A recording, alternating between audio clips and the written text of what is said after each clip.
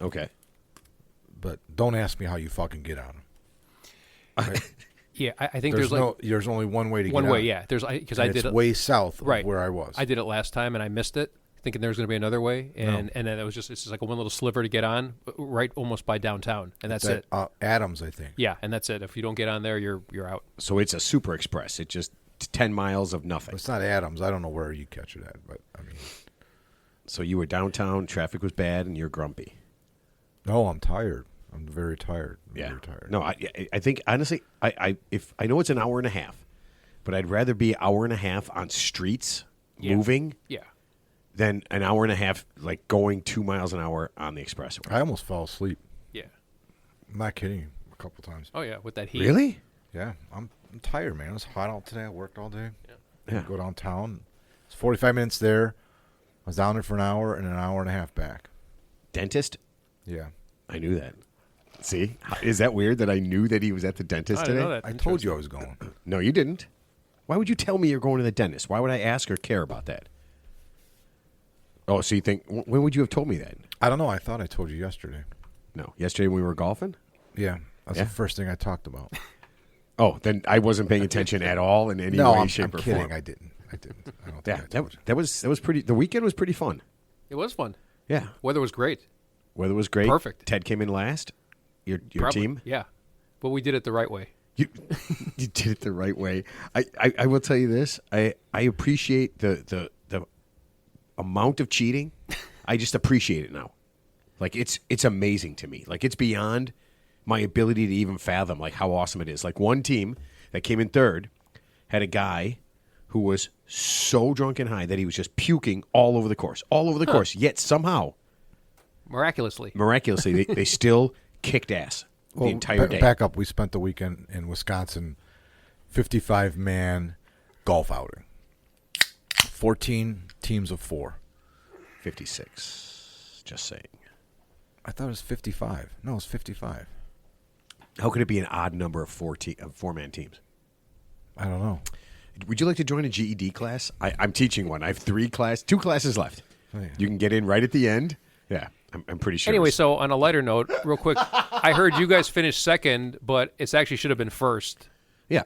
After you 56. Yeah. Yeah, after you factor in all the creative scoring and we shenanigans. we finished 36-man, a 36-hole 4-man scramble.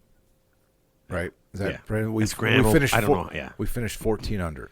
That was pretty good. We birdied 6 out of our last 9 holes. We never bogeyed. We had 2 eagle putts that we made for birdie because we missed a putt, and somehow somebody came in at 15 under, and they didn't have half the talent in our group that. Not even a little bit of it. Not even a little bit. But that's okay. I'm sure they were just having a good day. That's okay. They were having a great day. The team and that I scored got to 2. see it, and you saw them afterwards, right?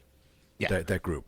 Yeah, they were fucked up. Wrecked. They're absolutely There's no wrecked. way they could make contact. There's no way anybody, because I mean, we had a couple of beers, right? Because it's all day, but Yeah, of course. But I'm not, I'm not 25, so I'm not getting obliterated drunk. It's not my first time I've ever golfed or had a beer. Yeah. So I knew when to slow Well, down it's a a little long, bit. like I said, you're out And there it's a for long hours. day. You're out there for hours, and actually this time It's like an 11-hour. Because we took like a ordeal. 2 hour, like an hour and a half break. Yeah. Because they had another It's an outing there. ordeal. Yeah. Yeah. So you have to pace yourself. Yeah. All day. And what I noticed was the guys that came in, one guy he literally looked like a zombie. I didn't even I don't know if he realized he was golfing, yet his team kicked ass, and they were just two shots behind ours. Well, I know what happens, and Ted, we talked about this when the 4 guys go up, and it's a very makeable putt between 4 people, and the first guy misses it, and the next guy comes up, and he misses it. Now they're starting to get a little nervous. And the 3rd guy comes up and just misses it, so now it comes down to the last guy. And it stops just short. Yeah. And he says, hey, give me that back, give me that back. Nah, see, And then he hits it again, and it goes in, and they're like, all right, let's go. Yeah. And they count it. That happened to us. We had a That's putt. what happens. We had a putt that was kind of close, but wasn't really a gimme because it was a little downhill, and we all missed it. We missed it by a little, but it's still a miss, and we had to take a score that wasn't the score would have been had we made it. So that's how you play. But they didn't. They right. They counted it. And that's what happens, and that's why these teams finished 1 ahead of us and 2 behind us. They wouldn't have been. And then there's this lovely surveillance app called Squabble, which is just basically advanced cheating mechanism. Yeah, it was, and it surveillance was kind of funny. mechanism. Yeah. So we had our score. We put on this. It's kind of funny on this app. You put in your score, and our score was the best score out of everybody who actually put their scores in. The team that came down and said that they beat us by 2, they got to see our score and they said they beat us. And I'm like, what about you guys didn't put your score in? And they said immediately, what's the phrase? What's the phrase that everybody says? What would you have? It didn't work. No, it didn't work. Yeah. No, they knew what we Wi-Fi. had, so Yeah. they knew what they had to Okay, say. yeah. They knew exactly what they had to say. Yeah. So I told that's why I told the kid that was with us. I said, next year, the app doesn't work for us at all now. Mm-hmm. Yep, and we come in and we don't say a word. Where are you guys at? Don't worry about it. I don't know. Yeah. I can't even. I can't even count it up. We haven't counted it. We're just keeping scores per hole. We haven't counted it. Yeah. And when we get down there, say, what's the best score? And he says, 12 under. Well, we were 17, just in case. Just in case somebody changes their score. So it's just going to be like a Mexican standoff. It's going to be like whoever blinks first. Yeah. So. Yep. But you know 100 under par. And then we golfed again Monday. Yeah. Well, at least that was a more fair, because it's a 2-man scramble. And so that's a more fair, contest. It is much more fair. Yeah. Yeah. But there was still a lot of drinking involved. And Well, tequila. But afterwards. Yeah. That was a good place. That Mexican food was good. And Oh, man. I needed a nap after that one. Dude. Glad I didn't go to that. Yeah. It was a lot of fun. I know it's a lot of fun, but it's not a lot of fun when you're driving. It wasn't that bad. So we had a bunch of beer and some tequila, and then we drove home from downtown. What's the big deal?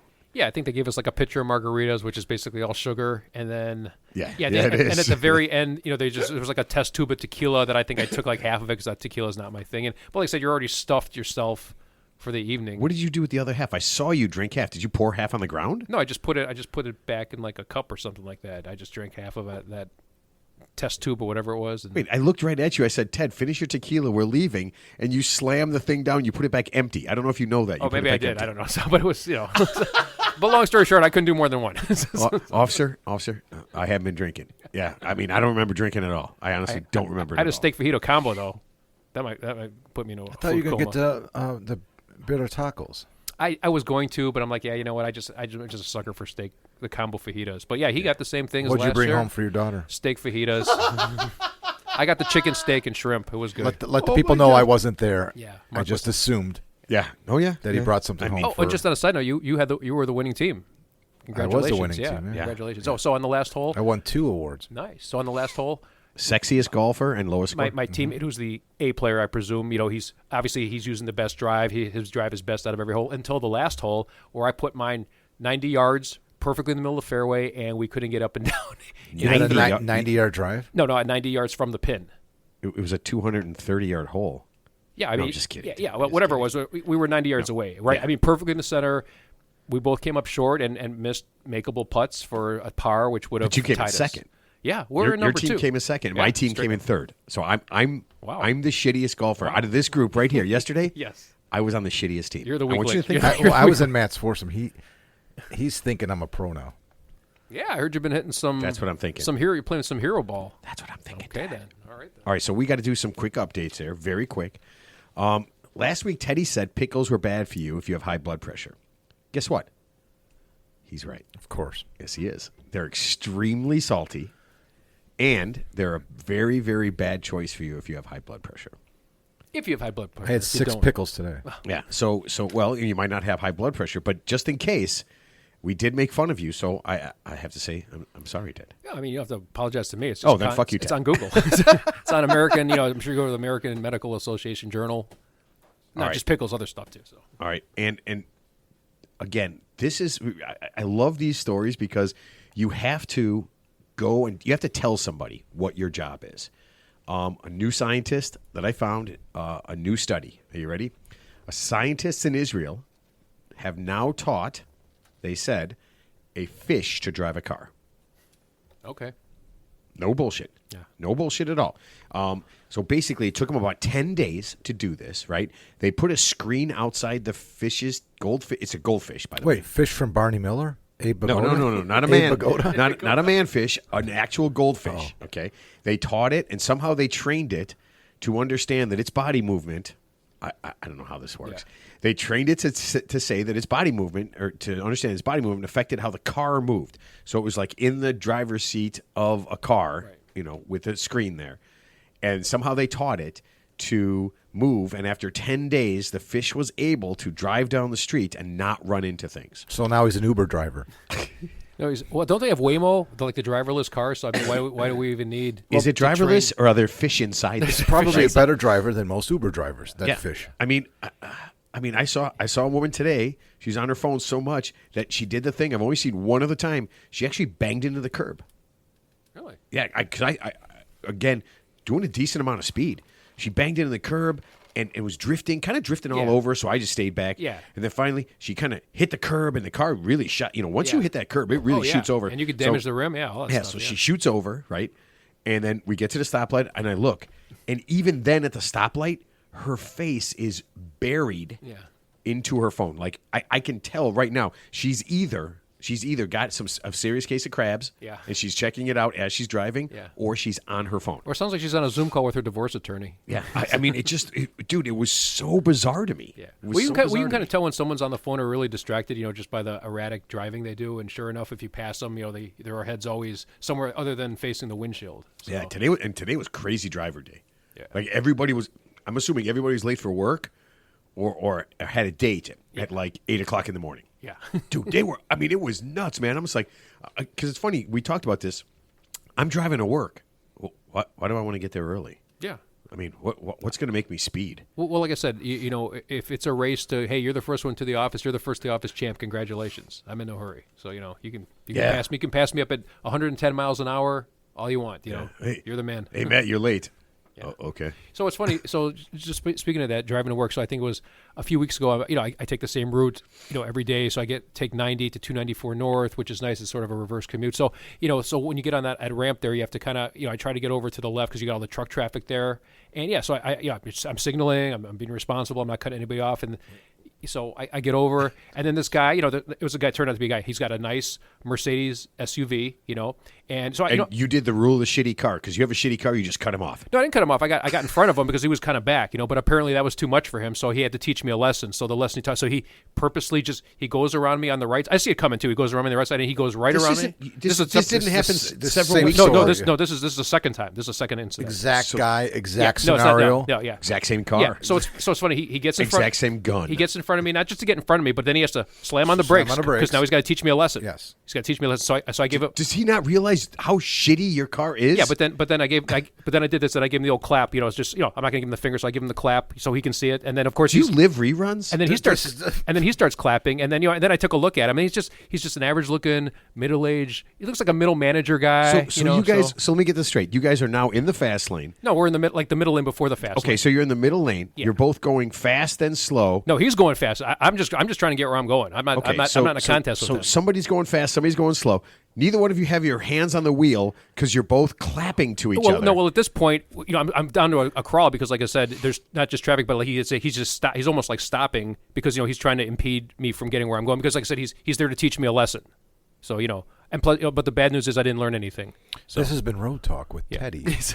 And then, of course, here's the best thing. Here's the best thing. He's actually getting off at the next exit, so he's not even on the road for like a long period of time. He just wants to do that just to teach me a lesson, and then he immediately gets off at the next exit. So he actually goes out of his way. Ted. Yeah. He probably got scared, man. I mean, you're behind him. You're clapping. He's clapping. You're probably giving that like crazy laugh that you do. Yeah, I don't think you can hear me. And then you reach down you reach down for your Crown bottle, because I'm assuming you have a little Crown on the way to work, just to kind of loosen up for work. Right? Well, so whatever microaggressions he does at work, I'm sure he got all out of his system. And like I said, congratulations, you're the first to work champ.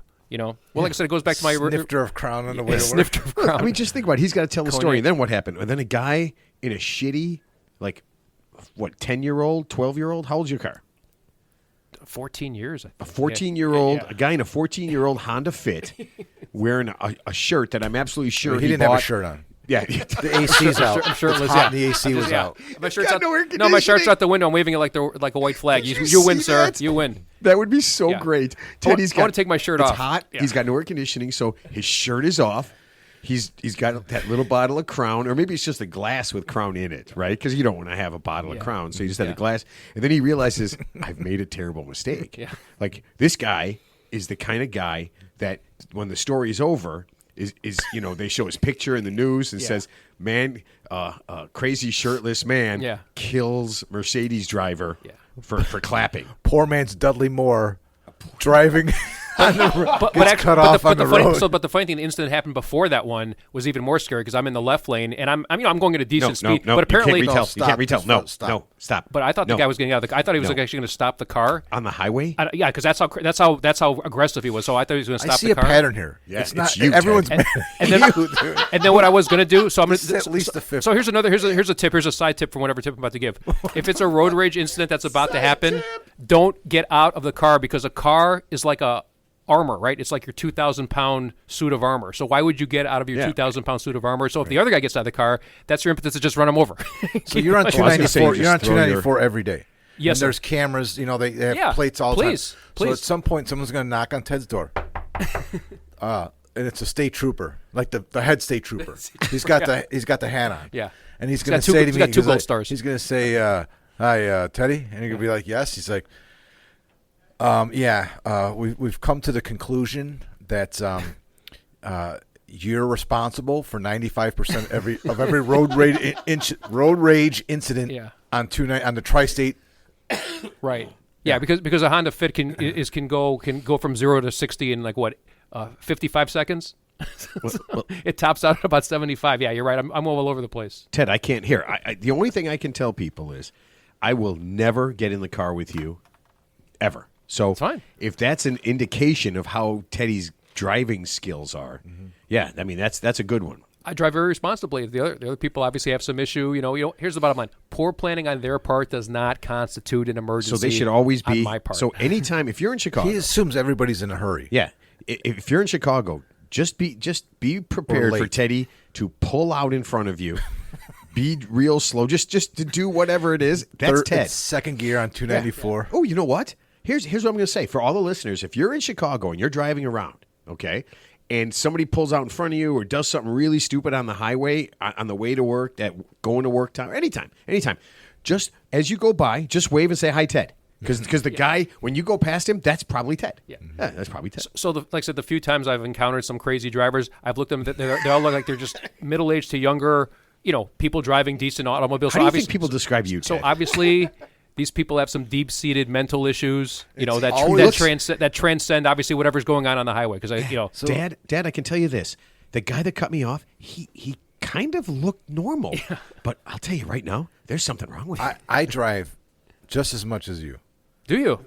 I have not a fraction of the stories about somebody getting mad at me on the road. Yeah, me neither. Actually, who's worse? My buddy Chris. My buddy Chris. Well, Chris is okay. Ted, Chris is a lunatic. Okay, I mean, or actually, I think the terminology is a psychotic. He told me a story one time, real quick. He was in when he was working in Kansas back in the day. He said some woman. He said it was a woman. Got in front of him and just wouldn't let him pass. So he's trying to, obviously, it's getting more escalated. Now he's trying to pass, and then she's chasing him, and he's chasing her, and it's just like, you know what, man?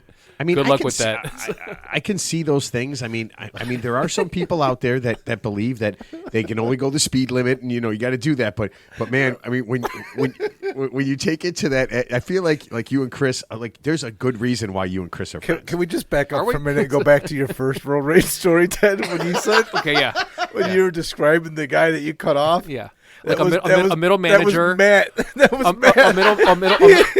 A middle manager Matt probably drives a Mercedes-Benz. Middle age. No, like I said, a middle manager probably works in accounting somewhere. He's going to get to the office and they're going to say, "Hey, Steve." Recognize you, Matt. Yeah. Ted comes by and he starts to clap and he rolls on his window. Yeah. Or no, his window's already down because he's got no air conditioning. Right? No, I was giving him. He goes, "Hey, Matt, it's me." No, the reason I clap, I was giving him an attaboy. That's what he wanted. Right? I was giving him the recognition he thought he deserved. No, we're not doing so this. So he wasn't clapping at you. All right, we got to get this going here. This is the Real 3 Idiots podcast, and happy National Root Beer Day. Ooh, root beer's good. Oh, okay. Does it make you belch? Does it force me to? No, I mean, it's. But the last time I had root beer, for some reason, it just induces belching. I'm not kidding you. Every time we bring up root beer, that's your fucking first. That's thought. his go-to. Yeah. Every time. Doesn't root beer make you go burp? It's true. You say it every time. You do say it every single time. And then I say what I just said now, and you do what you just did right now. Does it make you burp? See, I'm not even. Ted, fucking, can we celebrate the root world? beer? I'm not kidding. It's National Root Beer Day. Can we just celebrate something? I like root beer. Okay, you like it, Mark? Root beer guy? Yeah. A&W. You got to drink it cold without ice, though. Good point. Oh God, yeah. On like a frozen mug, like a frosted mug. Yeah. Good luck or finding that. cold out of the can or the bottle, but you can't put it on a glass glass of ice. No. No, God, no. No, you don't want that. All right. If you enjoyed this episode, if you learned something today, please consider following the show, subscribing to your favorite podcast platform, or leaving a 5-star review. This helps the podcast more than I can say. This allows us to reach more and more people, and that would mean the world to us. Visit our website at voteforted.com. That's FORE. Or just Google The Real 3 Idiots Podcast. All right. Mark, how about we start with song? Oh, we're going to do Ted's tip right now? Yeah, we got a guest coming up, man. Yeah, we got to get the tip going. We got to do, we got all sorts of stuff. Do you have a sponsor? Yeah, you want me to do it first? Yeah. Oh, okay. Ted's Tips is sponsored by Robert Mitchell's Eyebrow and Nose Hair Replacement. Do you have bad eyebrows or really unruly nose hair? Robert Mitchell's Eyebrow and Nose Hair Replacement can help you look like $1 million. Robert Mitchell's uses only the best imported hair from around the world to create the perfect eyebrows and nose hair for even the pickiest person. Get it? Don't let bad eyebrows or unattractive nose hair ruin another date. With our patent-pending procedure, you will have the same eyebrows and nose hair as Matthew McConaughey, Selma Hayek, or Shohei Ohtani. Just go to Robert Mitchell's Eyebrow and Nose Hair Replacement and sign up for our totally free consultation, and you'll look like Taylor Swift inside your own nose. I heard Matthew McConaughey takes a shower once a week. Yeah? Yeah, because he's it's like He's got beautiful eyebrows. He does. I mean, that's Yeah. I think they picked the right person. Yeah. I mean, my God. He wants to smell like a man. Oh wow! I bet his ladies don't want him to smell like a man. Yeah. All right, Marquise, sing us a song, The Piano Man. It must be your tips, they're sinking in. It can't be for real, 'cause now we can't feel. And Ted doesn't mind that he's lost his mind. Now's not the time to wonder why. Nothing's gone right, and everything's red. It's just like Ted's The Walking Dead. Ted do try hard to remember that. He always forgets where he's at. Don't let the tips go by. Crown Royal. Crown Royal. Don't let the tips go by. Wow. Oh wow! That's good. Everybody likes a little Bush, right? That's good. Is that Bush? Bush glycerine, baby. Oh, glycerine! I do like that song. Excellent choice. All right, Teddy, are you ready for your tip? Yes. Okay, Ted, I really need your help. My husband is late for everything. I've tried talking to him, telling him events are earlier than they are, really, and even leaving without him once. Damn, that must have been a really fun that night. Does he or drive a next day. Mercedes-Benz on 294? No, he probably drives a Honda Fit. This is probably Ted's wife. Sounds sending like this a in. guy- This is the guy that's in a hurry that Ted cut off. Sounds like a middle manager at an accounting firm. He was late. It seems like a small deal, but it's really driving me crazy. Otherwise, he's awesome. We both listen to the show and love your tips. I'm hoping you pick this tip and he hears your answer so he can stop being so damn annoying. Let's help this woman, Jessica, 37, Norfolk, Virginia. Ooh. Well, Jessica, I hate to be the bearer of bad news, but if he's listening to this tip, then I'm assuming he's listened to the question. Wait, he's listening to the other tips and he knows that Ted's full of shit. So basically, you heard the part where you said he can stop being so damn annoying. So obviously, it does bother you to some degree. It does. Yeah, it does. apparently I mean, so. she's. Yeah. I mean, this is a cry for help. Right. So let's assume, Jessica, that your husband's approximately the same age as you. I'm assuming you didn't marry a 20-year-old or 50-year-old. So let's just assume your husband. Yeah, wait, hold on a second. Yeah, Jessica, I mean, if you married like a hot 21-year-old dude, I mean, what are you complaining about? Yeah, exactly. So he's late. Yeah. Yeah. Now if he's Live with 55, that. 55, oh my God. Yeah, so if you did like who's Caroline Levitt? Isn't her husband like 30 years older than she is? I didn't look. Yeah, if you She's married only some like old dude, I 27, mean, accept yeah. the fact that he's just slow because that's as fast as he can move. Or Celine Dion, I think she was like in her 30s when she married her manager, and he was like 68 or something. It's like, It's love at first sight, Ted. yeah. Anyway, Love at first money. long story short. Yeah, so anyway, I'm going to assume your husband's about the same age as you. So here's the bad news, Jessica. Usually when someone gets a little bit older, they kind of get set in their ways. So it's probably going to be pretty difficult to break him from that habit if that's his thing for whatever reason. That's his psychological blind spot where he just is chronically late for certain things, or maybe it's a procrastination thing. So that brings up the 70-30 rule. So the 70-30 rule is basically, and I just made this up, by the way, it's not real. It's just wait, hold on. If it's part of Ted's tips. Yeah. It's real. Okay, it's real. So yeah. So basically, if 70% of what he does is good, and the 30% of what he does, is bad or annoys you, can you live with that 30%? Is it really that bad? Okay, it's more of an irritant, a nuisance, but it's not really life or death, right? So to answer your tip question specifically, maybe use Post-it notes if there's an important event. So let's just say there's an important event where you want him to attend. Obviously, plan it well in advance. Let him know well in advance. If it's like more like a family, gathering, if it's just you going to like a friend's house or you just want him to tag along, it's really not that important. So you have to pick and choose your battles. He doesn't have to go to every event. If it's like your sister's wedding or something, I get that. But if it's like, hey, wait, are you saying that it's possible that he's being purposefully late because he doesn't want to do these things? Yeah, that could be it. And like I said, okay, Jessica. Think about it. Yeah, he's Matt to the rescue. He's slow walking it. He's like kind of sabotaging because that's his way of telling you, I don't want to go to this. Oh, I don't want to go to this. So wait a minute. So when she left without him, she didn't say he came along. Maybe he just went. She finally figured it out. She didn't say I don't like it. I don't like your sister. Yeah, she didn't. I didn't want to say it. Yeah, she didn't say. Oh, he showed up like 20 minutes later. He didn't show up at all. So he's probably happy that you left without him. But he is late for everything. Okay, is he ever late to the bar? He's late for almost everything. Yeah. So my advice is just pick and choose your battles. Is this the hill you want to die on? If this is like so important, let's just say this is so. We haven't had a hill you want to die on recently. Is this so irritating to you that you're going to divorce your husband?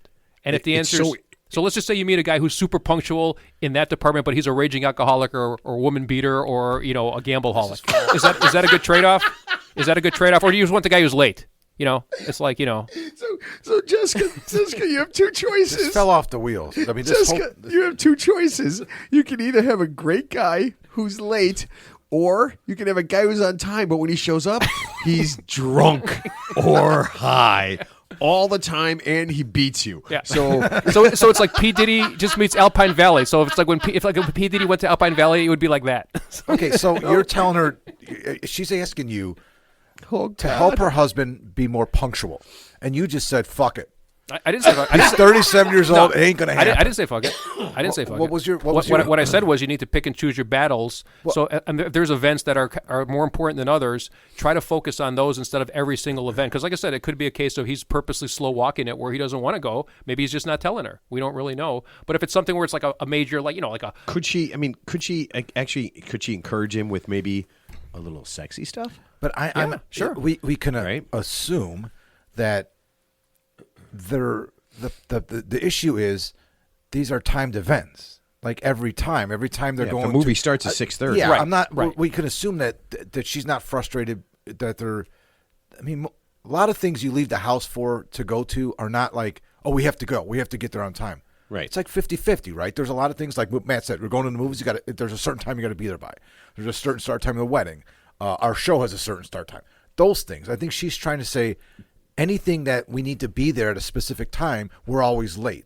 Right. How can you help them be more punctual? Yeah, and my answer to that is, I would say sex. That helps. Actually, I did read something separately where, like a woman, I guess she said, like if she didn't have sex with her husband that morning, like he would get mopey and grumpy. But if she had sex with him that morning, he was compliant. He was compliant. He was like compliant compliant with helping around the house. So she cracked the code. Real men of genius. She cracked the code. Listen to me. I think I figured this out. Listen to me. Just every morning when you want him to be on time, try it. Try it. Try it beforehand. Try it after. Fellatio. Yeah, sex him up, man. Yeah, sex him up. See if that changes. And then if it doesn't, electric cattle prod. Yeah. There. Yeah. Or maybe you're just not enough woman for him. I don't know. That can be possible. I'm just kidding, Jessica. Jessica, we're not. I'm kidding, Jessica. Jesus Christ. Yeah. Another listener lost. I'm joking. No, Jessica, this is tough love. Okay, you love your husband. Okay, he's late for a few things, all right? Is this the hill you want to die on? Okay, everything. You just got to work around everything. It's a workaround. It's a workaround. It's not a workaround. You got to work around. There's a solution. Yeah. Buy a faster car. Yeah, get yourself a Mercedes and hope that Ted's not on the road when you are headed there. Use Zoom. Zoom, so you have to physically be there. Before we get to the guest, Matt, Ted doesn't know this. Matt wanted me to come up with a bunch of cheese jokes for the show, Ted. Yes, I'd like to And hear I it. didn't think it was a very good idea. I actually thought it was pretty cheesy. I see. Fuck me. And what? Nothing. Okay. I'm already terrified. All right, so now before I introduce our guest, I am going to ask him this question. Adam, are you a guy who is late? Are you like an on-time guy? Are you a late guy? How do you when you're doing it? Because I always like to ask our guests when it has something to do with our tips.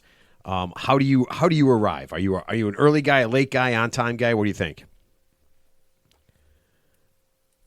Oh, hold on a second. We got no sound from you. I think he's muted. Check. Oh, Check, there we check, go. There we check, go. check, There we go. check, 1, 2. Hello. I'm New York City, so generally speaking, I'm on time, but there's also like a 10-minute grace depending on weather. Is that that's a New York thing? Yeah, I mean, New York, you could get stuck in traffic and be super screwed. It might be better for you to just jump out and walk. And then if there's torrential downpours, that obviously is going to tag on a few minutes. But generally speaking, I'm an on-time guy. Okay. Then there's also like pre-sober, post-sober. Like, Yeah. Well, time slows down during Okay. So Adam, let me ask you this: are you married? Let me ask you that. I am. Okay. All right. If you were chronically late and your wife, and we'll just say, like maybe you have a friend, if your wife offered you encouragement in a really good way, would that make you? Do you think you could be more on time? You think if she said, "Hey, if you're on time all the time, good things are going to happen," would that be an encouragement for you? Are we talking sex? Yes, we're talking sex. We're talking Okay. sex. Yeah. Okay. Yeah. I mean, unequivocally. Come on, dude. So he'd be incentivized to be more on time. Okay. All right. So Jessica, we got to put this to bed. Okay. But yeah, it looks like the sex thing's going to work for Okay, you. yep. Okay. So yeah, just go ahead and yeah, do it up. Do it up. Do you Okay. guys have vasectomies? I do.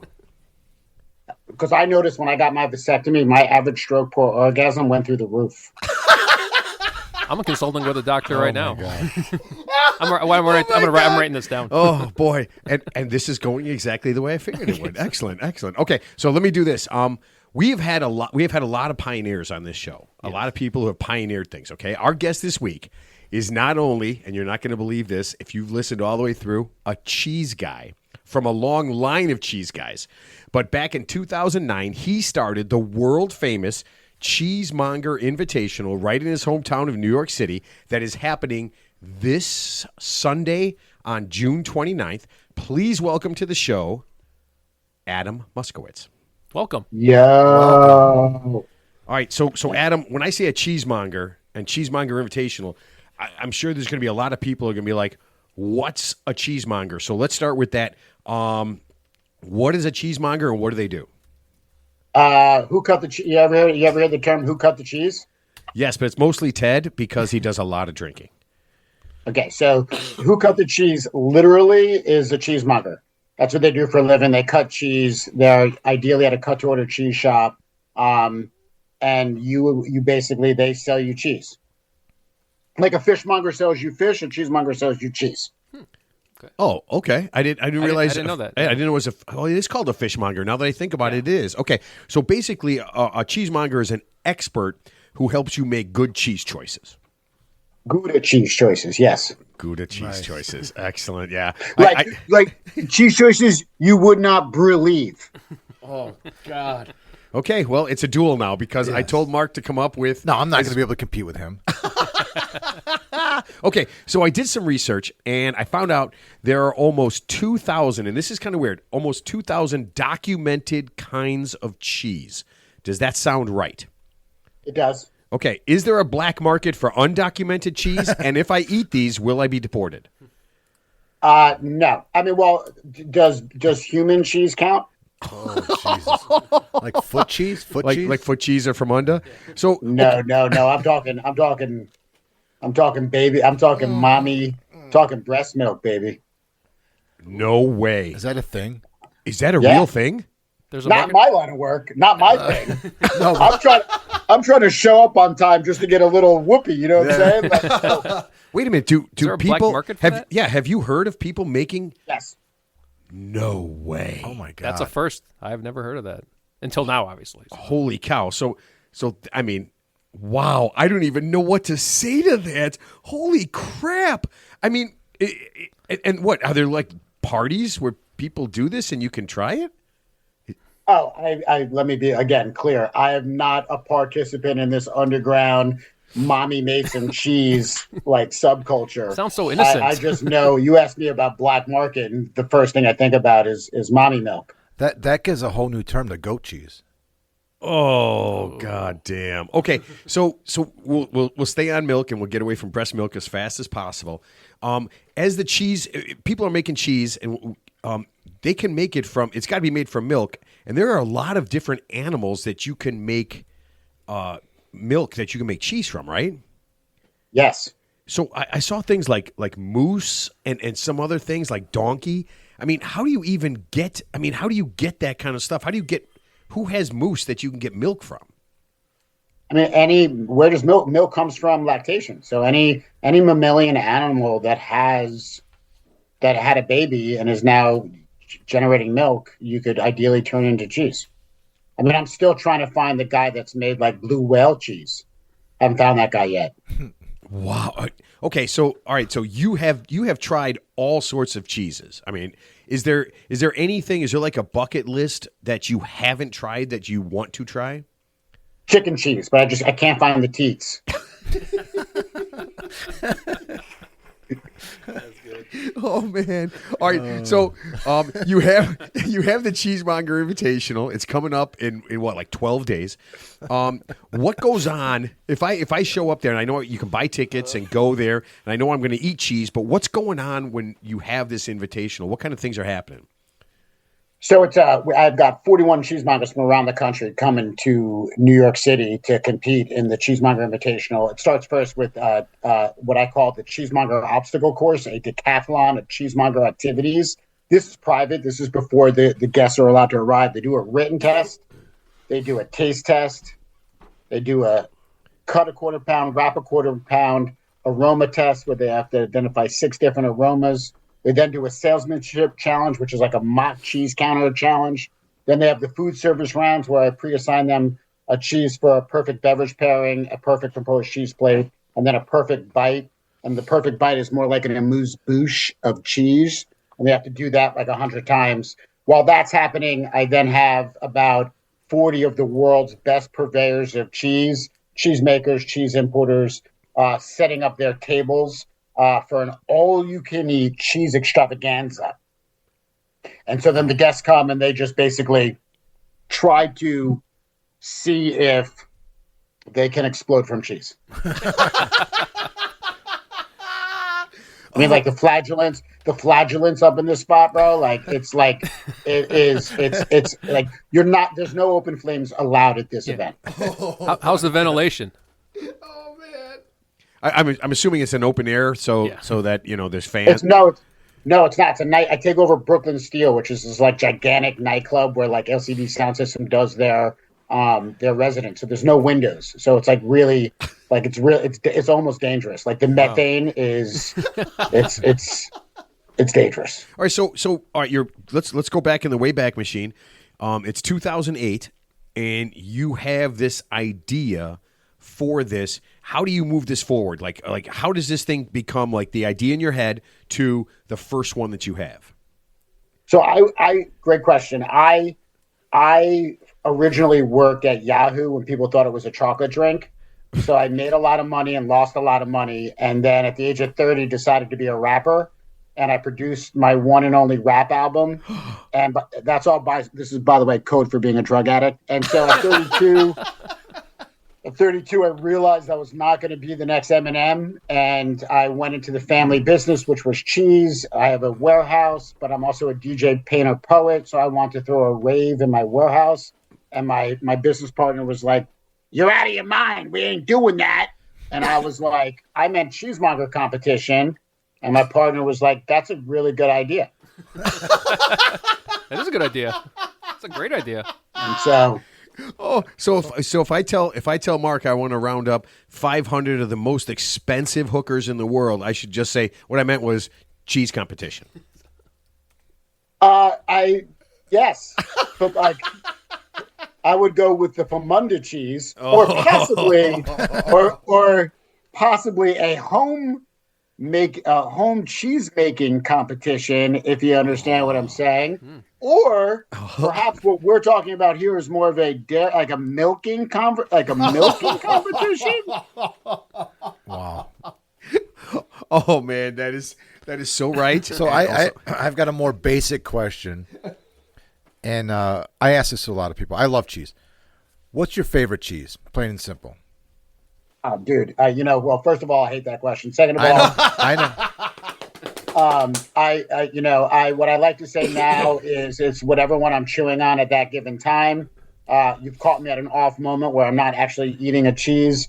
So my stock answer is Alpine cheese. So I love cheese made in the Alps. I love cheese made in the mountains.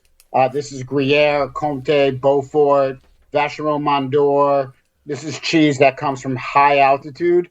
And if have any of you guys been on top of a mountain? Yeah. So how do you feel?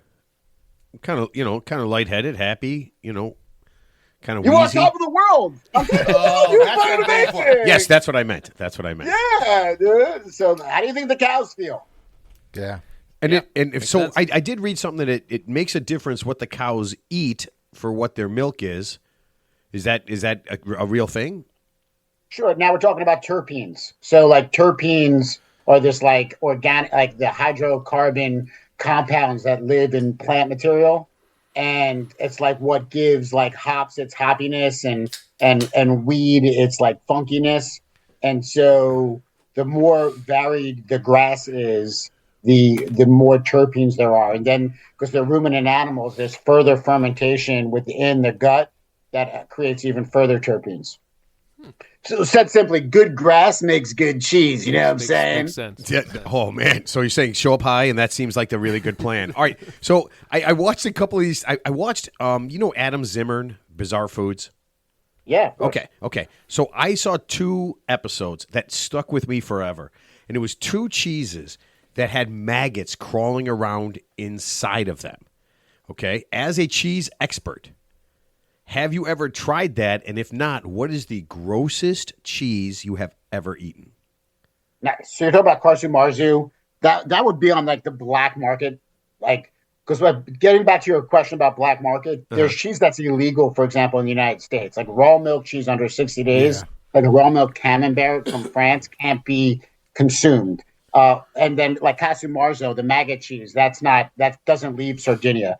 I have not eaten that cheese. I will not eat that cheese, nor do I understand why people would want to eat that cheese. Perhaps it's because I'm short and I hate bullies, and maggot flavor is a bit of a bully flavor for me.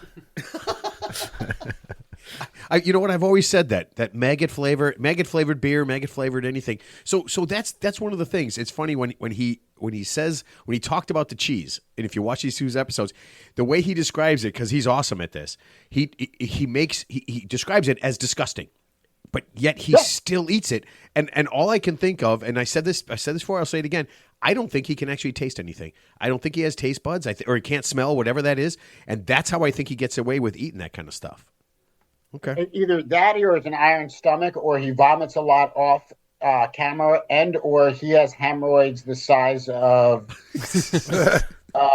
what's his name? Sloth from the Goonies. Yeah. Like Sloth is definitely trying to escape from that man's asshole.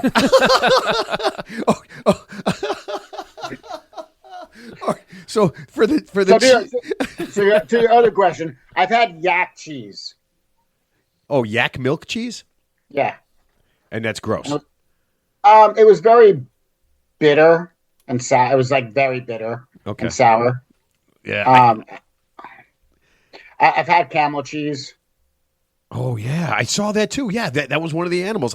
All these things I'm thinking like milks that people don't necessarily drink, but you're making cheese from. It seems pretty bizarre. So I just have one question. So what's in your opinion is the rarest, most expensive, say desirable cheese that you'd have to go way out of your way to get? That's obviously delicious and not maggot flavored cheese.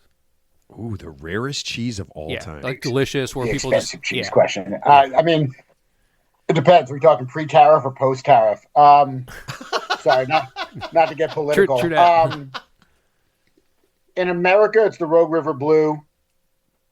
In Europe, you're either talking about like a super aged cheese, like a 36-month Comté or a 48-month Parmigiano Reggiano. Then personally, like I don't think about cheese as expensive. I think about cheese as valuable. Mm-hmm. I try to shy away from the word expensive because this is like handmade, artisan made, super curated product. It's a flavor footprint of terroir. It's a bite that transcends a sense of place and time, and it has a can I curse here? Yeah. Fuck ton of flavor. Yeah. Fuck ton of flavor. Yeah. So like like one of the things that's most frustrating for me is like when I cheese is an everyman food. Cheese is a food we've been eating since 6000 BC. Cheese is a food that's welcome at breakfast, lunch, dinner, snack, a late night snack, right? I'm not trying to let cheese go the way of the wine snob. And like for me, like the key to it all is people having lexicon. And so what's frustrating is that so often when I go to parties and people become cheese insecure around me. And I'm like, what does that taste like? And they're like, creamy. And I'm like, dude, that's a fucking texture, man. Come on. And so for me, like cheese, if a cheese seems expensive, what you're probably getting is a tremendous amount of value per bite or flavor per dollar spent. Mm-hmm. So with that being said, Vacheron Mondor, which is also like one of my favorite cheeses. It's also not black market, but semi-black market, depending on where you buy it and who imports it. But yeah, I mean, all like most of the cheese that so here's the thing. I'm really not a cheesemonger. I'm really a cheese importer. Mm-hmm. I just use the moniker cheesemonger because that resonates with people. When I say I'm a cheese importer, people are like, "Huh? Yeah. What?" And so. The good news for me in this conversation is most of the cheese that I import is expensive. Okay. So we have a pretty prominent cheese family in Chicago, Caputo's. Yep. Right? Is that the same Caputo's because there's a Tony Caputo's and there's Caputo's, right? Is that the same market? No, Tony, you're talking about Utah. No, that's not the same market. Okay. So there's actually like 3 Caputos, I think, actually. Okay. The guys from Chicago are the guys that are making like the burrata and the mozzarella. Right. And then Tony Caputo's is the retailer in Salt Lake City. Oh, okay. Because the Caputo's here, I know they started that. Now they've expanded huge. They have beautiful Italian grocery stores, but they just started making cheese like mozzarella and things like that. So do they import a lot of cheese too? Or are they similar like what you do? Because they sell a ton of cheese in their new grocery stores. Their grocery stores are amazing. They're probably buying for my customers. Okay, all right. That's what I wanted. They're probably buying for if they're not like the mozzarella, burrata, et cetera, they're making that. I actually think there's 2. So wait, there's actually maybe 2 Caputo's in like the Midwest. There's like the mozzarella maker, and then there's actually the retailer. I could be wrong there. But yeah, they're probably buying Italian cheese from people like me. Okay. I'm like I'm part of the artisan cheese mafia. So you could tell us about it, but you'd have to kill us. Right. I understand. No, I mean, I don't have to kill you. I just have to stuff your face with as much fucking cheese as you've ever eaten in your fucking life. It's just to keep going on the retail market of it, like Caputo's market. Has Whole Foods, since Amazon bought Whole Foods and took over, have they changed the way they do? Of course. So is it what are they doing differently now that they're owned by Amazon? Less. It's really? It's just less. I mean, it's not bad. I'm not one. It feels like a little bit of a softball to get me in trouble here with Whole Foods. I mean, let me ask you a question. Who does the food shopping in your family? I do mostly. Yeah. All right. So have you seen a difference? Yeah. Yeah. I personally don't do the food shopping. I'm busy trying to be on time to get some whoopee. You know what I'm saying? Right. No, I'll tell you what I saw. Everything's gone downhill, in my opinion, as a shopper that Amazon took over. It used to be like, wow, knock your socks off. They had a great selection of shit, and it was really You could tell. Now it's more phony. There's a different person there all the time. It's just like going to what I would say like our Mariano's here. Our Mariano's has a cheese section. It's no different. Whole Foods is no different now. Whole Foods used to be different. It felt different, but now it's not. It's just so I don't know where to go. Same with the Mariano's, actually, because the Mariano's used to even be better, but then they also got bought too. Yes, they did. Their shit went downhill. Yeah. I mean, I think really what you're like, if you're asking me where I would buy cheese in Chicago, Beautiful Rind. That's the spot. That's okay. Right. That's if you want dope cheese, if you're looking for like flavor per dollar spent, Beautiful Rind. That's the spot. I think you guys also have Standard Market. That's a little bit more old school. To me, Beautiful Rind's the spot. And I think when you're looking for like, look, not to poo-poo Whole Foods, but like supermarkets in general are like, for me, as much important as it's toilet paper. It's toilet paper and cold cuts and some must. If you want if you want that dope prime meat, you're gonna go to the dope ass butcher. And you want that like super delicious fresh lobster, you're gonna go to like the fishmonger. And so if you're looking for dope cheese and dope salumi, you got to go to the dope cheesemonger or the specialty food shop. Like that's because really what you're talking about is curation and education. Whole Foods used to really take pride in its curation, and they really, really cared a lot about educating their staff and educating you. Right. And I think that's, when you're being run by a man that's doing steroids and trying to get to Mars, like I think like us eating good cheese becomes less of a priority. No, I agree. Yeah. Okay, so let's say we find a cheese place, a cheesemonger by us. We know nothing about it. When we walk in, how do we say I know not I really don't know anything about cheese. So say I walk in there, what kind of questions, what kind of things do I need to do? What kind of things do I need to ask so I can find something that I would like? Ooh, okay. So let's start with like simple. So taste is sweet, sour, salt, bitter, umami, right? So the question is, do you like it? Do you like sweet? Do you like how salty? Are you down with sour? And sour is like sour milk, sour cream. Like sour is not a bad thing. It's not like rotten milk. And then bitter. And bitter is like dark chocolate, coffee, right? So like think about the foods you like, right? If you like dark chocolate, you like bitter. Think about, do you like fruity? Do you like vegetal, right? What do you mean vegetal? Well, like, do you like greens, like parsley or dill? Do you like greens like broccoli or Brussels sprouts? Fruity. Okay. Do you like stone fruit or do you like tropical fruit? Think texture, right? I'm on a war against creamy. So like everything can't be creamy. Like, so what's creamy? So like a brie or a camembert, that's not creamy. That's custardy. Oh, wow. And so and remember as a kid, you'd eat that candy that was like the Coke bottle where you bite it off and then drink that. So that's waxy and that's a cool texture. And waxy is like a 12-month Gruyere is waxy, or like cheesecake. Think about cheesecake and that texture, right? So things to think about are textures that you enjoy, and then think about foods that you enjoy from a flavor perspective. And then there's also working with what you like, right? So there's three milks really: cow, sheep, goat, right? So do you like cow? We all like cow. Let's be honest. Yes, who doesn't like fucking cow? Right. So then there's I like cows. Yeah. Bigger the better. You know what I'm saying? Yeah. And then there's sheep and goat. And so sheep. Well, what do you mean? Do I like sheep? Do I not like sheep? Well, eat a manchego and tell me if you like it or not, right? And if you want to get past manchego, eat a Osawi Irate, a sheep cheese from the Pyrenees, and see if you like that. Goat comes in basically two ways: like young, fresh chev goat, which is kind of like kicking you in the teeth. Is sometimes fresh goat chev tastes like the goat, like somebody took the goat's foot and dipped it in its piss, and then you ate it like a lollipop. And here's the weird thing: people like that. You know what I mean? People really like that. No, it does. And right? You know what? You know why? Because the taste changes after 30 seconds after you eat it. 100%. Yeah. Wait, so the cool thing about cheese is we're not going to yuck anybody's yum. I love acetone. I love nail polish remover flavor. So certain blue cheeses come off like acetone, and when it's hitting like nail polish, I'll take a quarter pound of the fucking business, bro. Dude, why? But so I've thrown that out before.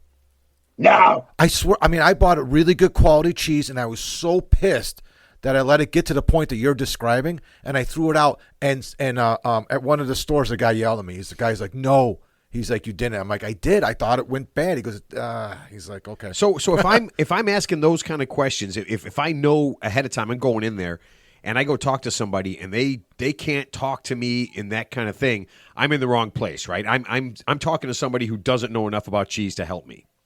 Correct. Then you're not talking to a good cheesemonger. Then now that we're friends and buddies and pals, and you just text me like everybody fucking else does. So can a cheese like I love blue cheese. I mean, I love goat cheese, blue cheese.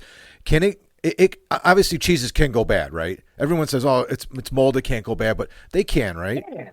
I mean, okay. What you're asking is, how do you know if a cheese has gone bad? I guess, yeah. If a cheese is super ammoniated, Okay. no bueno. Okay. If it's got mold on it, I'll cut the mold off, Right. and then I'll try to eat it. Like the taste test is always like the good test. Like think about it from a point of view of civilization. Like people have been eating cheese since 6000 BC, and look, we're still fucking here. Yeah. So you know what I mean? Like Yeah. with everything that the world is doing right now, we're still here. So you could does a cheese go bad? Yeah, I mean the taste test, and that part of that is also like if you find a cheese that you love, eat that cheese often, and then you'll be able to identify whether that cheese is bad or not. True. And back to the other question, it's also about going down rabbit holes of cheese. Like some people like Gouda, just so you know, they call it Gouda or Gouda if you want to be really snobby. But Gouda comes in all sorts of forms and functions, right? There's like smoked Gouda, there's young Gouda, there's goat Gouda. So it's for me rabbit holes like cheddar. Okay, what kind of cheddar? American cheddar or British cheddar? Cloth bound cheddar or 40-pound block cheddar? Do you like American cheddar comes off a little bit more like buttery diacetyl? I don't even know if I said that right, but you guys are impressed. And then like English is like a little grassy, horseradishy, etc. Right? So like you like blue, okay, blue.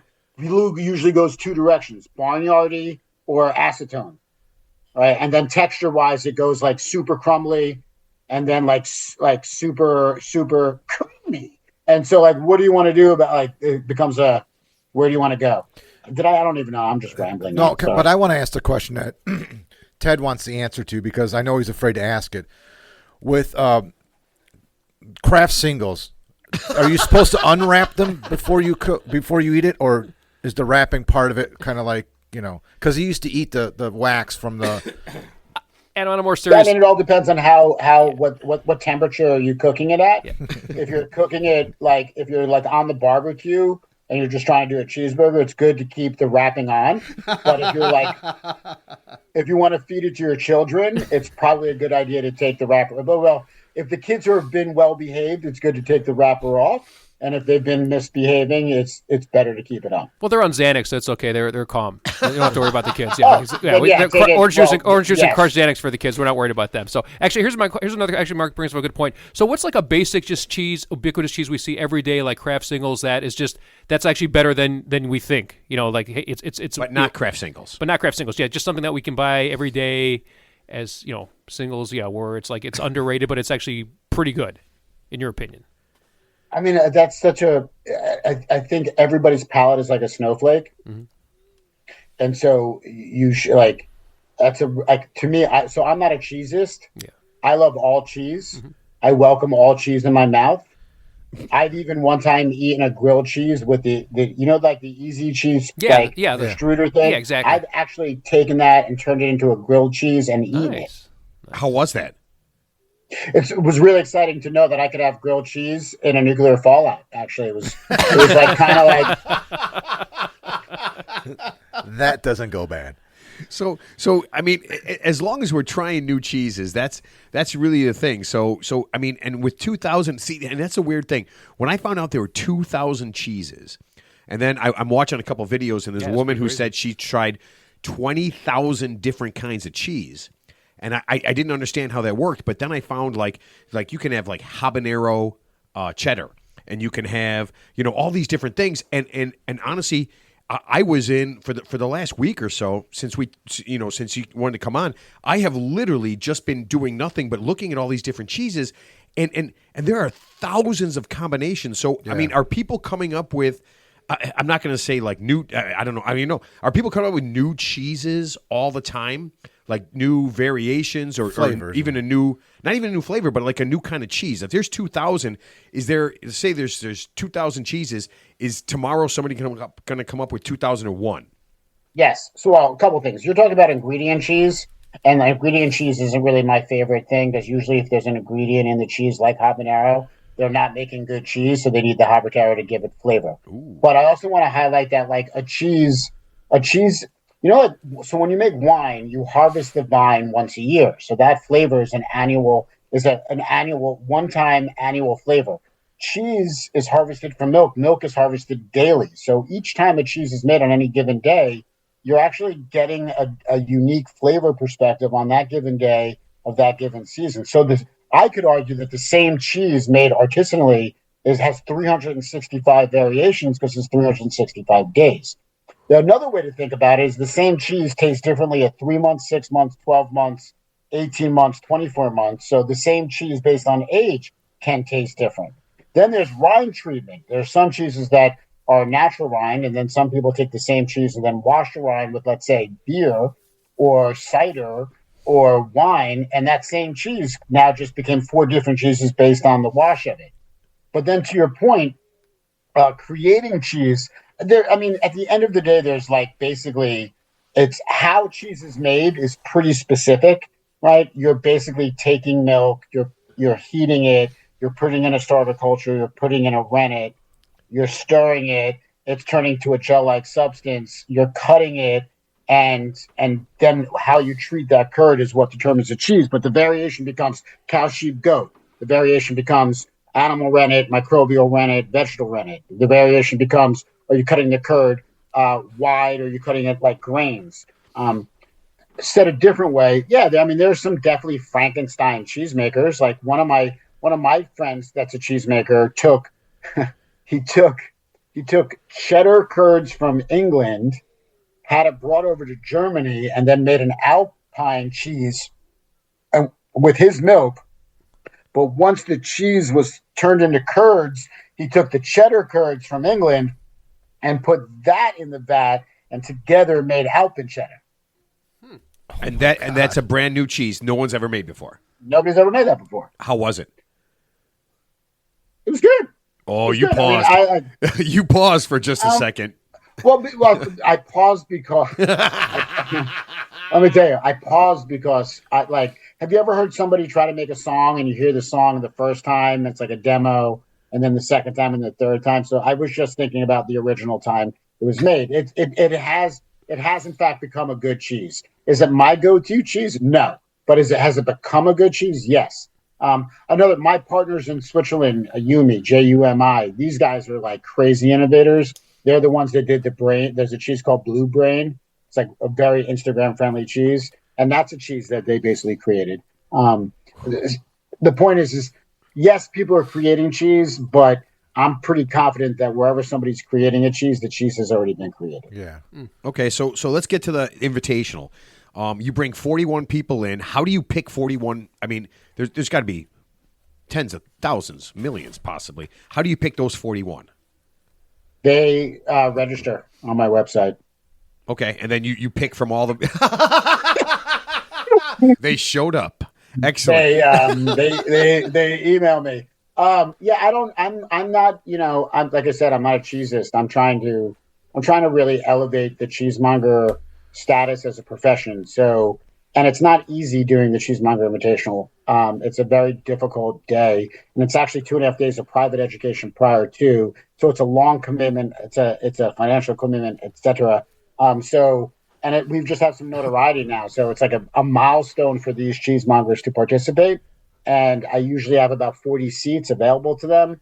And I just the only requirement is that you are currently employed as a cheesemonger.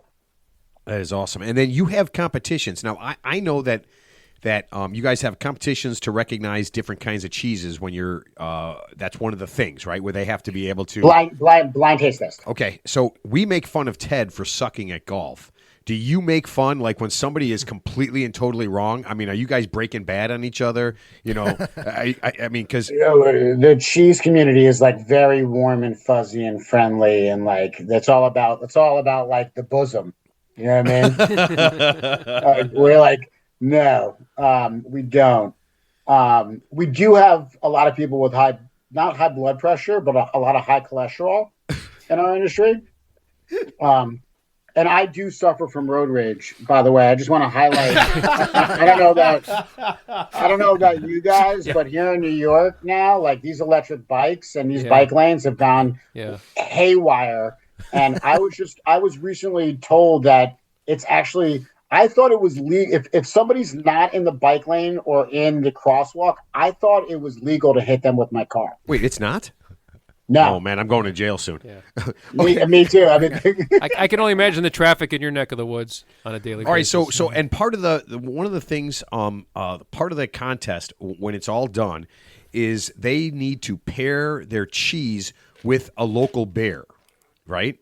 Oh well, it's a beverage pairing. So I assign them a cheese, and then they can pair it with whatever they want. It could be a beer, it could be bone broth, it could be Topo Chico, it could be wine. They can make a cocktail. They can make a milkshake. Whoa! Wait, are you talking about a cheese? You're not talking about a cheese milkshake.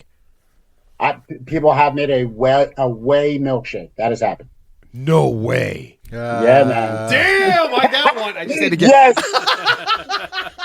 I had to get one in. Okay, so when you're trying that stuff and you're doing that, I mean. Do some of the contestants, because I mean you've done it for now, this is going to be year 16, do some of them just blow your mind, like you've never even thought about this, and this is like the greatest thing you've ever seen, or greatest thing you've ever tried? Yeah, I cry. I literally cry almost every year. Nice.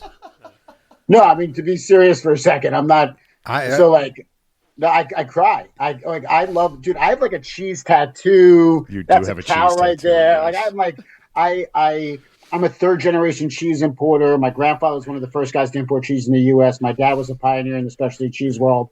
I tripped and fell backwards into cheese because I was a recovered. Well, I wasn't even recovering then. I was a fucking maniac, drug addict, alcoholic, and I had nothing left. I burned all my bridges and burned down all my careers. And so like this event has become like one of my biggest milestones or legacies for what I've done and trying to fill the big shoes that is my family name. And I also just love cheesemongers. Like I love, I really do love cheesemonger. I wear T-shirts. Like last night, a cheesemonger saved my life. Like I really love cheesemongers, and cheesemongers are not respected in the international scene. Like in France, for example, cheesemongering is a serious profession, and so for me, that part of the competition, the perfect beverage, perfect plate, and perfect bite, like they do innovate and have created things that like earnestly blow my mind, and I cry. I cry. Nice. You're inspired. Let's talk about some crazy, awesome, creative, special chefs that you've known. Anthony Bourdain, Charlie Trotter, those guys. You deal with any restaurateurs, any chefs? I'm more of my cheese is more of like cheese plate cheese, not ingredient cheese. Okay. And like the chefs are really into the ingredient side of stuff. I'm more cool with chefs because of the recovery community, actually. Okay. I'm 6.5 years sober. I OD'd on smoking weed. I thought that was impossible. Yeah, I thought that was impossible. You couldn't do that. So did I. Yeah. I heard Cheetos is the antidote for that. Oh, come on. Cheetos is the antidote. Something that's not funny. Puffy Cheetos is the antidote for smoking too much weed. That's my unscientific opinion. So because when I asked, because I've been to a couple restaurants that they bring out the cheese platter as one of the courses. And there's some of the most amazing cheeses I've ever seen or tasted in my life. So they're dealing with somebody, they're getting it from someone. So I just wondered, like, if I'm not talking for ingredient, but just as a portion of the meal. Yeah, I mean, I think the cheese plate should be served as first dessert in a second dessert scenario. I think, like ideally, like in Europe, there's a cheese cart and there's a cheese fromage that comes to the table, Right, and yep. actually and there's one at like there's the George Washington in Virginia, and yeah, I mean there's a couple here like per se I think has one here where like they come to the table Yeah. and you pick 1, 2, 3 cheeses. That's exactly. So for our first anniversary 25 years ago, my wife and I went to Spiaggia, Chicago, and we just did the chef's menu, and that was part of it. A person came out, she came out, and we chose 3 different cheeses, and we spent a lot of time at the table. It was amazing, and I'm like, What did you get? Man, I don't remember. I honestly I couldn't tell you. It was 25 years ago, but. So, congratulations on being married that long. Thank you. So is the key to being a good monger actually the pairing? Is it? I mean, obviously knowing about cheese is that thing, but is it being able to pair that cheese with something else so you can kind of change the concept? Because it seemed like having cheese was really cool, but when I was looking at all the videos and stuff of the Invitational, that it always seemed like the cheese was always paired with something else or was part of something else. Is that the key? No, I mean, I think cheesemongers are food fear therapists, century Svengalis, terroir tour guides, and their job is to help you find a flavor that freaks you out. That to me, a great cheesemonger is somebody that like is not egotistical, not arrogant, warm and fuzzy, that is willing to listen to your language and find words and then cheese that speaks to you. That to me is a great cheesemonger.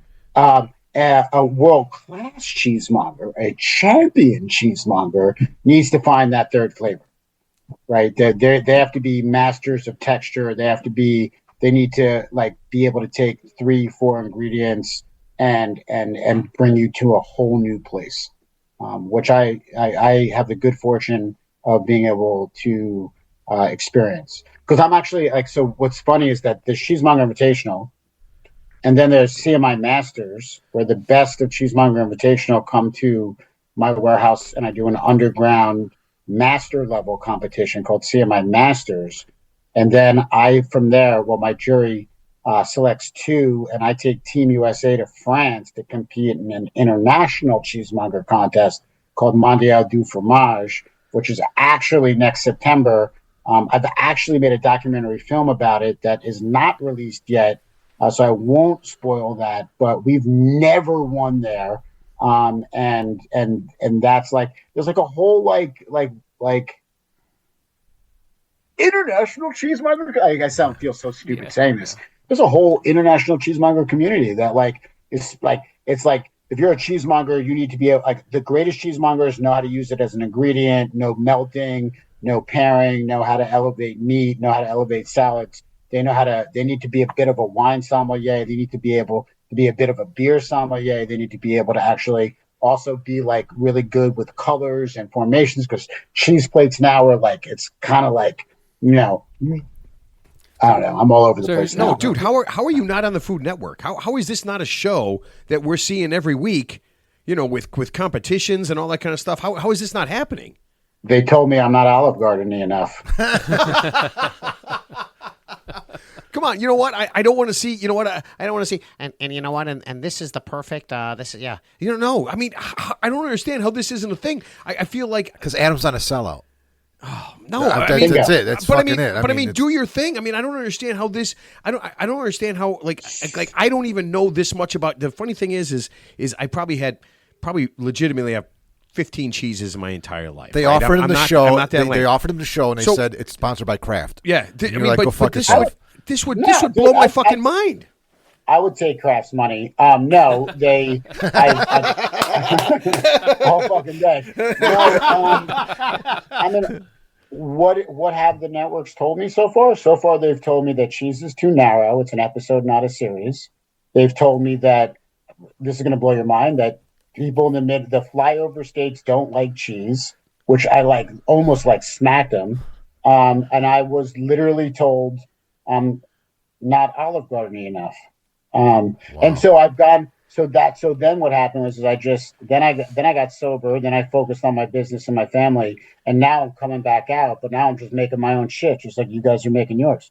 Yeah. I got a documentary film I just submitted to TIFF. I've got a cheese show that I'm making called The Cheese Course. I've got 8 episodes. It's kind of like Charlie Rose with cheese minus the Me Too movement. Another way of saying it is that it's Top Chef. It's really Hot Ones meets Top Chef with cheese, where I have a guest come on the show and I feed them 5 courses of cheese like the world's never seen before. And I've got like 4 other ideas that if I kick on YouTube, then maybe some other stuff will come out. But I don't really. I'm not thank you for saying that. I'm not a sellout. I'm not gonna bend. I'm like I am who I am, and I think there's room for it now. I think the world, the internet has democratized production and distribution, and so for me now it's a matter of just time and attention. And Nice. my whole thing is I want to make cheese accessible. You said you have 15 cheeses, so like my goal with you as a friend now is how do I get you to 20? That's and it's so funny. It was a very quick turnaround. So for everybody who's listening, it's a very quick turnaround. I got in touch with Adam, and literally, I think the same day, we were texting each other like, how are we going to make this happen? And that was the first thing. So when we did it, and I started doing a little bit of research and everything, and the first thing I thought of when I found out there were 2,000 cheeses is, I've literally not lived a full life. Because I don't. No. I mean, it's like if there were like 500 meats and I had 2, and I just said 2 was good enough for me. That's all I need, and it's not good enough. And then as you look at the videos of the Cheese Monger Invitational, and I look at different things, and I listen to people talking, I'm thinking, God damn, there are so many things that I haven't tried that I want to try that it's kind of blowing my mind. And that's you just really earnestly hit the pull on the dip in that my whole thing in life is shepherd meaningful connections, and all I want to do with cheese as a tool is help people awaken their senses. I feel like we as human beings are grossly desensitized. We're numb. I think that the mass media is just mongering fear on us. And too often people will go out to dinner and spend more time on their phone than talking with their table mates. And I think the Industrial Revolution disconnected man from the land. I think the Internet Revolution disconnected man from himself. And I think people care more about their digital avatar than their organic being. And my goal is to, through cheese, help people awaken their senses and be more curious and fight food fear and have more meaningful experiences with themselves and the world around them through food. Cheese is my tool today, but who knows what it might be tomorrow. And this is where I'll really blow your mind. I think all 5 senses working in harmony is the 6th sense. I think the 6th sense is the Force. And so what I want to do is with cheese, turn everybody into Jedi.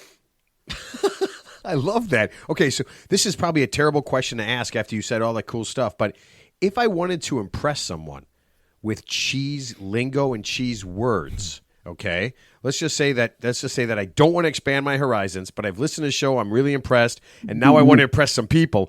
What are some bullshit phrases and some random things that I could say to make people think that I know a lot about cheese? Okay, number 1, trigeminal nerve. So, you ever have like dry red wine and like you feel it back here, Yep. or like foie gras and you feel it back here? Love it. That's your trigeminal nerve kicking, right? It does astringency, pungency, and temperature. And so, part of flavor is taste, aroma, and texture, and trigeminal nerve. If you ever like have something really dry or really spicy, just be like, "Yo, is your trigeminal nerve like tweaking or what?" And then pop rock flavor crystals. Like if you ever have Parmigiano Reggiano, there's like these white speckles that are kind of crunchy bits. Those are called tyrosine crystals. Okay, and tyrosine crystals are precursor to dopamine, and so tyrosine in the body gets turned into dopamine. So you eat cheese and then you want to eat more cheese. So like in the vein of, is cheese a drug? Well, it's not a drug, but the tyrosine crystals do in fact transcend into dopamine. Not to be confused with cheddar, which has crystals that are called calcium lactate. So like cheddar, you see these white speckles outside of the cheese. That's calcium lactate. White speckles in the cheese, tyrosine. Those are two really good. Those are two really good ones. Those occur naturally just over time in the cheese. Correct. So it's basically like protein. Protein is just cheese is, and one way of thinking about cheese is just losing moisture. And as it loses moisture, it just continues to break down and break down and break down. And when it breaks down, it's these crystals that form, and those forms are tyrosine. All right, so you'll see. Oh, go ahead. No, you. Well, here's what I want to do. I want to make sure everybody knows. June 29th in New York City, you are having the Cheese Monger Invitational. You can go to Google, type in Cheese Monger Invitational, and you can find not only information about this, but you've got some really cool swag. I got to be honest with you. Those T-shirts and the hats and stuff, that is some really cool shit. I was like, man, I mean, I don't know anything about cheese, but I feel like if I wore that, people would be like, look at that guy. He's a cheese guy. He's a cheese guy. So that was some really cool stuff. If we can't get there, do you do anything like, do you travel? Do you do like a traveling cheese, invitational where we can do it, in Chicago or LA or, anywhere? I'm sure Oklahoma City, that wouldn't work because they're all hillbillies, but no offense. I did it once. I did Cheese Monger Invitational in Chicago once with the really big, like you guys had like a really dope microbrewery that sold out to Anheuser-Busch. Goose Island. Goose Island, yeah. Yeah, that one. Yeah, so I did CMI in their venue once. I do another event called Fondue, which is a fondue contest. Yeah, dude, it's hot. I feel like New York is like the epicenter of everything. And on Instagram now that I'm following like Brothers Cucina, they do a lot of shopping for different cheeses when they're cooking. And everything keeps going back to New York, all these markets and all the cheeses. It's just like an import thing, right? I mean, everything's going through New York. Yeah, Port New York is basically like it's. I mean, it's always been like right. That's kind of. But yeah, I mean, I travel. I actually could have one of my national sales manager lives in Chicago. If you guys want, I could have somebody hand deliver you some like dough. Oh, yes, we will work on that. Yes, yeah. I'd love to sample some. Absolutely. All right, listen, Adam, it has been an absolute pleasure to talk to you, man. Yeah, absolutely. And I was impressed. And just, I mean, you just have had a really interesting life. And honestly, I mean, you know what? The reality of it is not a lot of people come back from, being down, right? And you were down. And that's just impressive, right? I mean, a lot of people are down, stay down. We've all had friends, right? It's a very rare thing, and it's really cool that you've kind of embraced this thing and come back from being down. We'll just say that, come back from being down and have this great focus. I mean, the energy you bring is insane. I've seen the videos, and you're up on that stage and in the cow costume. Doing your thing. Wait, what? Yeah, that's you in the cow costume, right? I don't know what you're talking about. No, come on. I've seen the videos. Wait, what? There's a grown man on stage in a cow costume. Oh, you scared me for a second. Yeah. Because if you watch the videos, it's not a Chick-fil-A commercial. No, if you watch the videos, Does Bruce Wayne talk about Batman? See, man. Don't blow it for him, man. It's just, and he brings that energy when he's on the stage and he's doing that stuff and he's bringing the people up.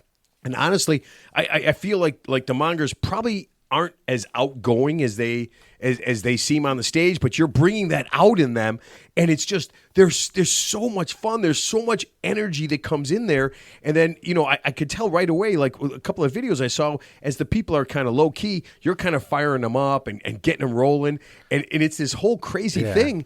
And if you're anywhere near there, it's got to be a fantastic experience to go in and just start eating that and talking to the people and then hanging out with you. It's got to be.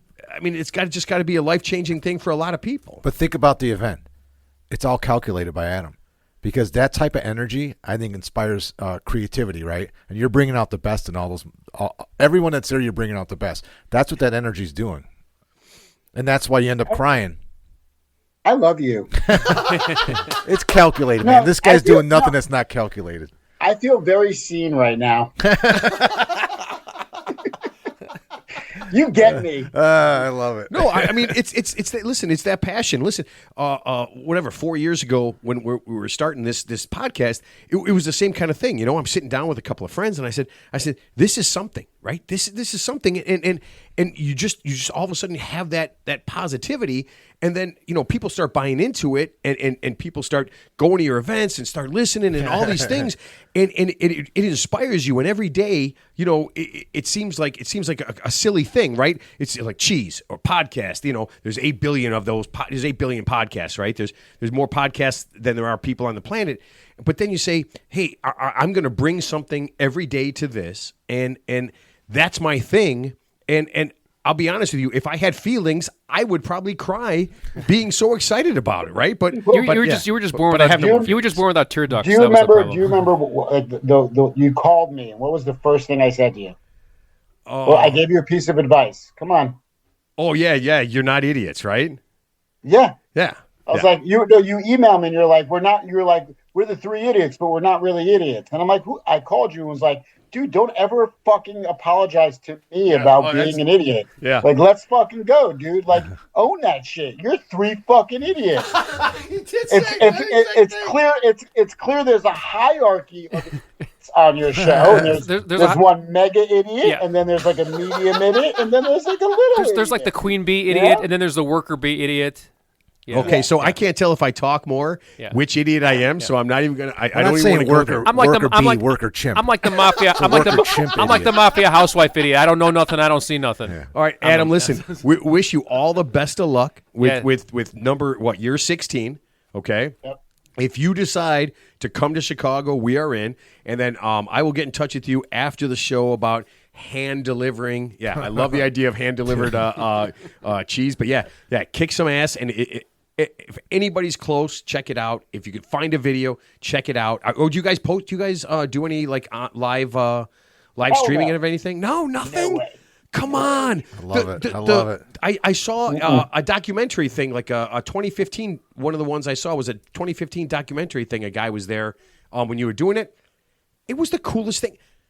I must have watched that like 2 or 3 times. It was really cool. I can't believe you don't video up and let people see what's going on. Yeah, man. You want to do the if you want to see what it feels like at the top of the mountain, you got to climb up the motherfucking mountain. You know what I'm saying? Oh man, I love that. All right, so hey man, I hope I can make it one time.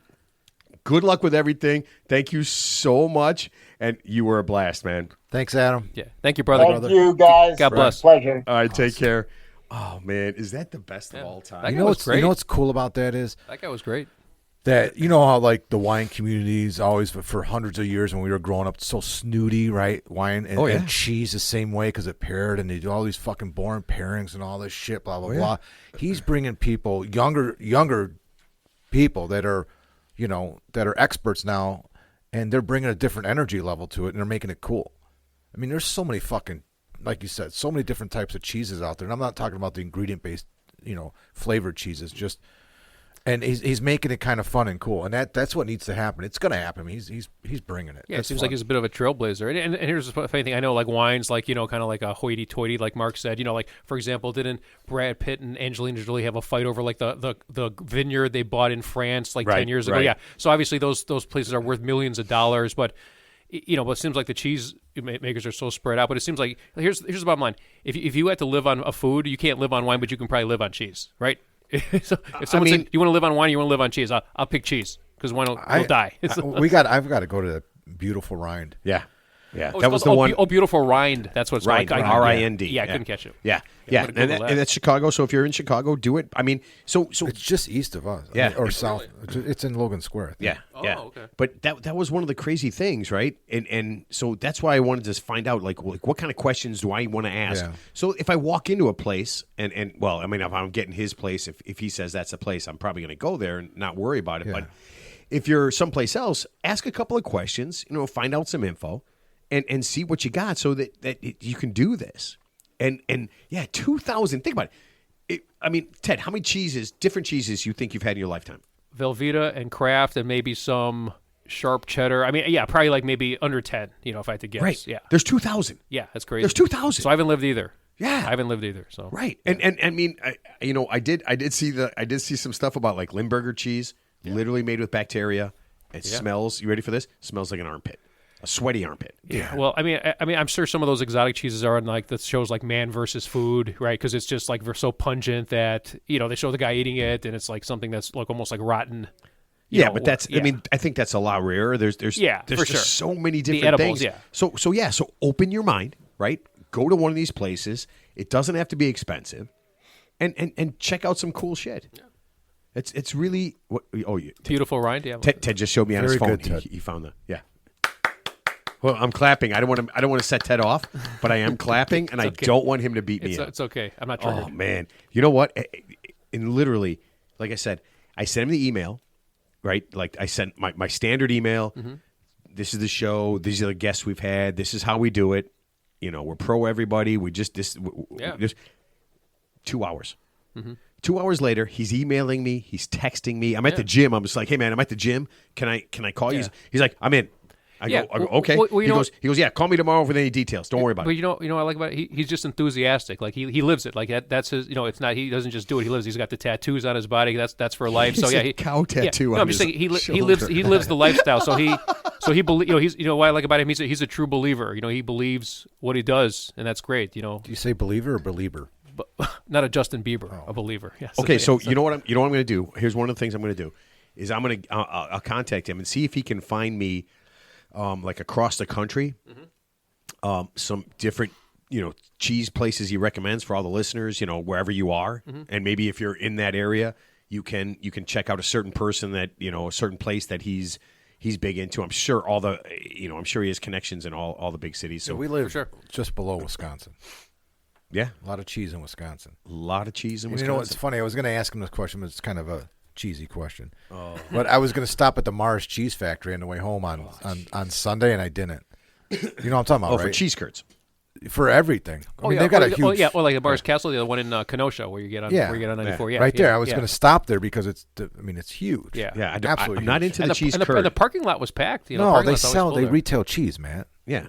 It's a cheese market, basically. Oh, okay. I mean, I've only stopped in for the cheese curd, but I'm past that. It's just it tastes weird. It's but that's like the restaurant end of it. They've got a market where you could buy. No, like just not like heated up, just like fresh cheese curds. Oh, those in the bag that the cryovac bag. But that's their feature is the cheese, right? That's their main selling, other than probably beer and cheese, right? Mars Cheese Factory, it's Wisconsin, Ted. Yeah. It's beer and cheese. And it's cheese. So if there's 2,000 sausage sprinkled on, can you actually sell body fat? Yeah, if you could sell cheese, beer, and body fat, that's what you can buy in Wisconsin. Yeah. Absolutely. Okay, let's put this thing to bed. Teddy, last thoughts? This makes me want to have a patty melt with some good cheese on it. That's what I thought about it. It's like, I haven't had a patty melt in a while, so... I thought it was hilarious when he said he made his grilled cheese with the cheese whiz. You got the my cheese whiz, the cheese boy? whiz, where you squirt it, you squirt in your mouth. Yeah, so yeah. I mean, could you imagine that? I mean, it's funny to think of, all the different things he's had and the lack of things I've had. Yeah, that's kind of funny. Well, I'm just thinking about all the high end cheeses he's had. High end, top shelf, and then like at the end of the day, it's all about a can of cheese whiz. Okay, so cool. There's a cheese called Abito Storico that has to be aged between 5 and 10 years. Right. Think about making something so that it takes that long to do it. Yeah. Yeah, it's $120 a pound. Yeah, I mean, which is actually probably very reasonable considering the care and going into making it, which is so that's reasonable. Like you said, per bite, you're getting a lot of value per bite. Yeah. Oh, I like that value per bite. All right, Mark. Last thought. Ted, why did the cheddar cheese decide to go to the gym? I don't know, Mark. To get shredded. Makes sense. He's good. Oh man, 2 drinks. And what did the Swiss cheese say when he got a hole-in-one? What's that? I am legendary. Oh God. Hole-in-one joke. Yeah. Okay, is that your last thought? Those that's 2 jokes? That's it. All right. So here's the thing that kind of got me out of this whole thing is his story. Yeah. Right? Yeah. I mean, that's the thing that Are you mispronouncing history? Yeah. His story. his You're pronouncing history. Yeah. His story. Adam's story. Yeah, Oh, I mean that's the thing that kind of blows me away. Yeah, I mean that was pretty. I wasn't expecting that to him, to kind of give us that little backstory because he didn't have to. He didn't have to say that, but he shared that with us, and yeah, I mean, that he's a good example of the human spirit. He dug himself a hole, he stopped digging, and then he climbed out of that hole, and and he went back to his roots because he said his family, that was their industry, but obviously sounds like he wasn't interested in that initially, and then he had an epiphany. And then he's that's a great line because that so resonates. my computer's dead, but I wanted to look at his website just to build off what you're saying because what's really cool about him is it's not all about him. No, If you go to the website and shit, there's it's all about the cheese, the event, all this. There's not like this. Who am I? And then this whole fucking yeah. Look bi- at bi- me. Look at biography me. Yeah. Look of- at me. yeah, it's Yeah. none of that. Yeah, that's good. It's awesome. I mean, because as cool as he is as the MC of the whole thing, Yeah. which seems very natural to him, right? Yeah, Because sure. that's kind of what he did before, Yeah, sure. right? It is about the people, and when you see, like, again, I loved watching this video, this little documentary thing a guy did, and he was like behind the scenes. When you see the genuineness of the people as this guy is going around doing his documentary Right. and talking to the mongers, Right. the in depth of what they're saying, and then the really neat part is they're talking about like there's that tasting challenge Right, and right. that all this stuff, and the guy's like, listen, if my store sends me here or my boss sends me here and I don't win, I'm fucked. Yeah, he goes, I'm fucked. He goes, and the one guy goes, I think the one guy said, I'm going to be fired. Yeah, right. that's too much pressure. So That's crazy. I mean, that's a lot to just. And there's literally a blindfolding part where they put a blindfold on you. You have to taste it and then or smell it, and you have to know what it is. And I'm thinking, if I can ask that guy, if that guy asks me the right questions, and I answer the way I want, Right. I could find something I've never had before.